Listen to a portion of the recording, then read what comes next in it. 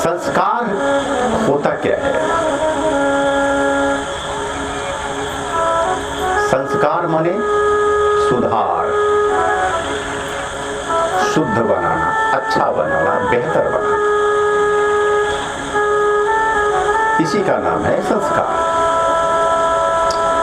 और हमारे शास्त्र ने, ऋषियों ने जीवन को 16 बार संस्कारित बनाने का, सुधारने का, बेहतर बनाने का संकल्प हमें दिलवाने का हुआ है प्रयास। 16 बार जीवन हमारा हो संस्कारित। जहां तहां 10 संस्कारों की भी है चर्चा, लेकिन 16 संस्कार ही विद्वानों के बीच में अधिक मान्य हैं। संस्कार आरंभ हो जाता है, जो सबसे पहला संस्कार क्या होता है जानते हैं? गर्भाधान संस्कारम। जब संतान आपको चाहिए, यह मन में होती है इच्छा कामना, तो उस समय भी विधान है कि दोनों स्त्री पुरुष संस्कार अपना करते हैं, श्रेष्ठ संकल्प लेते हैं। और इसके बाद दूसरा होता है संस्कार, जब बच्चा आ जाता है गर्भ में, वो है पुंसवन संस्कार। और इसी संस्कार की चर्चा भागवत में अब अगले अध्याय में कुछ विशेष रूप से है कि बच्चा अब आ गया है गर्भ में, तो अब संस्कार हो, यानी कि बच्चे का मानस मन श्रेष्ठ बने, बच्चे का जो डीएनए हो रहा है तैयार, वह जाए श्रेष्ठता की ओर, अच्छाई की ओर, महानता की ओर। इसका एक आध्यात्मिक विधि विधान होता है। इसके लिए घर के लोग, माता पिता, खास रूप से मां संकल्प लेती है संस्कार अपना, वह है कराती और करती। इसके बाद जो तीसरा संस्कार होता है वह जन्म के बाद। 2 संस्कार हो जाता है जन्म के पहले मानव का, और एक संस्कार होता है आफ्टर डेथ, शरीर को छोड़ने के बाद वे दूसरे लोग करते हैं। यानी 3 संस्कार करना अपने हाथ में नहीं होता, शेष 13 संस्कार जीवित अवस्था में होता है। लेकिन इसमें से भी तो बहुत सारे संस्कार व्यक्ति स्वयं नहीं कर पाता, दूसरे माता पिता, अन्य लोग। तो जब बच्चा रहे गर्भ में, तभी संस्कार की ज्यादा आवश्यकता है। आपने सुना होगा वह कथा जी, इसमें अभिमन्यु मां के पेट में ही सीख लेता है।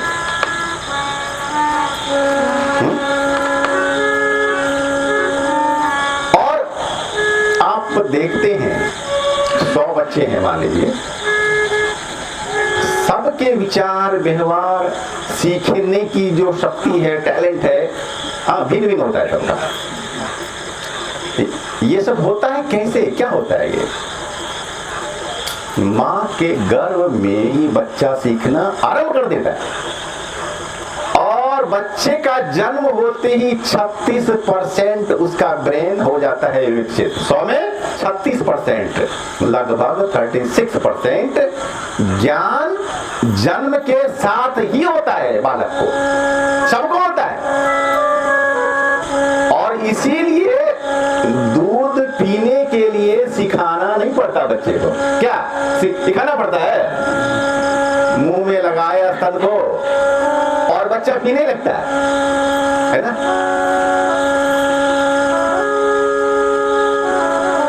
तो ज्ञान को पाने की बात वहीं से आरंभ हो जाती है, मां के पेट से ही। और इसलिए वहां पर ये संस्कार की आवश्यकता है। लेकिन आजकल सामान्यतया समाज में ये होता नहीं। क्या होता है? और एक दो व्यक्ति का हमने जहां तक मैं करवाया था, लेकिन उसके बाद लोग ट्राई नहीं करते, जानते भी नहीं और इच्छा भी नहीं होती। जानना चाहिए जीवन हमारा, हमारे बच्चे का श्रेष्ठ बने कैसे, महान बने कैसे, विकास हो कैसे, एक अच्छी सोच, एक अच्छा सा संकल्प उसमें आए कैसे, उभरे कैसे। तो यह संस्कार हो गया था किनका? भक्त प्रहलाद का। किनका? भक्त का। अब हुआ था कैसे, ये कथा आपको आगे बताएंगे। अब हम थोड़ा सा बैक चलते हैं।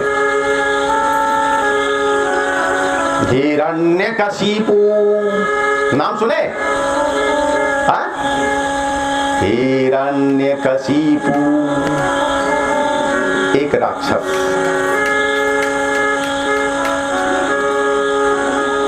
और उसने देखा कि मेरे बड़े भाई हिरण्याक्ष की हो गई है मृत्यु। विष्णु ने वध दिया है उनका कर। एक होता है मन में क्रोध, एक उभरता है मन में लेना है, हमें प्रतिशोध लेना है, रिवेंज, बदला विष्णु से। तो लेंगे कैसे? उसके लिए हमें शक्ति प्राप्त होगी करनी, और शक्ति के लिए चाहिए क्या करना? तप। बिना तपे, बिना गले, बिना संघर्ष किए, बिना मेहनत किए कुछ प्राप्त होता नहीं है जीवन में। तो वह चल देता है करने के लिए तप, और घोर वह तपस्या है करता। वह रचना करता, सृष्टि करता ब्रह्मा जी की, घोर साधना, आराधना, उपासना करता है। जो भी व्यक्ति मेहनत अगर अपने जीवन में है करता, करेगा, तो फल तो उसे देना ही होता है। भगवान यदि चाहे भी तो रोक नहीं सकते। जिसने जैसा किया उसे फल मिलेगा। यदि तपस्या है की तो फिर उसे तो फल मिलेगा ही। और फिर आए रचना करता, सृष्टि करता ब्रह्मा, बोलते वत्स मांगो, मांगो, तुम्हारी क्या इच्छा है पुत्र। तो कहते हैं कि भगवान यदि आप हम पर है दयाल कृपाल, तो हमें अमरता का वरदान दीजिए कि मैं ना कभी मरूं, मैं हो जाऊं अमर, मेरे शरीर की हो नहीं मृत्यु कभी, ये वरदान दीजिए। तो भगवान बोले कि नहीं, बस ये संभव नहीं है। जो भी जन्मा वह मिटेगा, जो भी आया वह जाएगा। यह विधान है, सृष्टि का नियम है, कानून है, संविधान है, और संविधान को नहीं बदला जा सकता है। इसलिए तुम कोई दूसरा वरदान मांग लो। तो फिर वह सोचने लगा कि भाई अब मांगे तो क्या मांगे।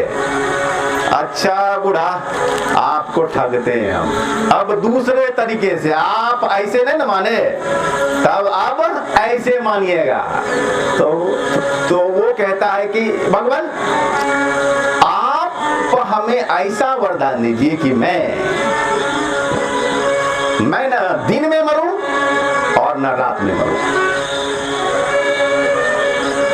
मैं न घर में मरूं और न घर के बाहर मरूं, और मैं न आकाश में मरूं और न जमीन पर मरूं,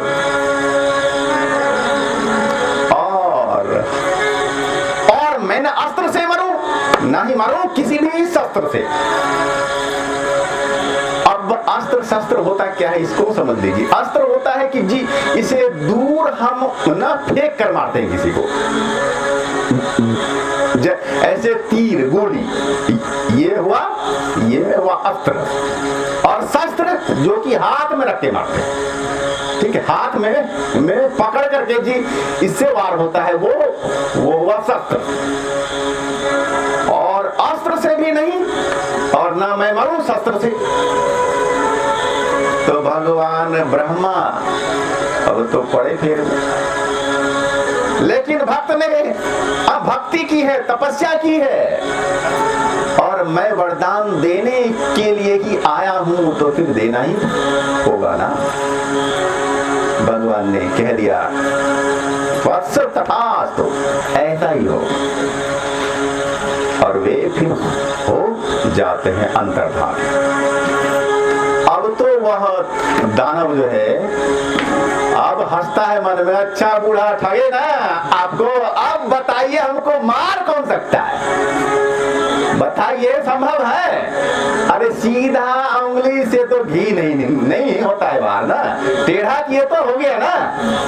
अब बताइए हमको मार कौन सकता है, दुनिया में संभव है मेरी मृत्यु?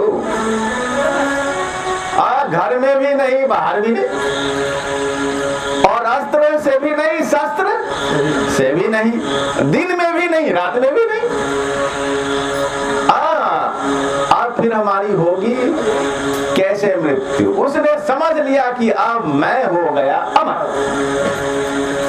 अब हमारी जो है मृत्यु किसी भी तरह से संभव नहीं है। और वो आता है और एक बड़े साम्राज्य की वह स्थापना करता है, तीनों लोकों को वह जीत लेता है, धरती आकाश पाताल सारे लोगों को, स्वर्ग को भी और पाताल को भी। अच्छा पाताल का ये कहाँ है पता है? कहाँ है पाताल भाई? है? अरे जलीय जीव नहीं बेटा, तुमने है ग्लोब देखा है ना, ग्लोब धरती का, और भारत कहाँ है, अमेरिका कहाँ है देखना, ठीक, अमेरिका है नीचे, क्या है ना, यहाँ भारत है तो अमेरिका है नीचे, तो वही पाताल था, है ना, वही था पाताल लोक।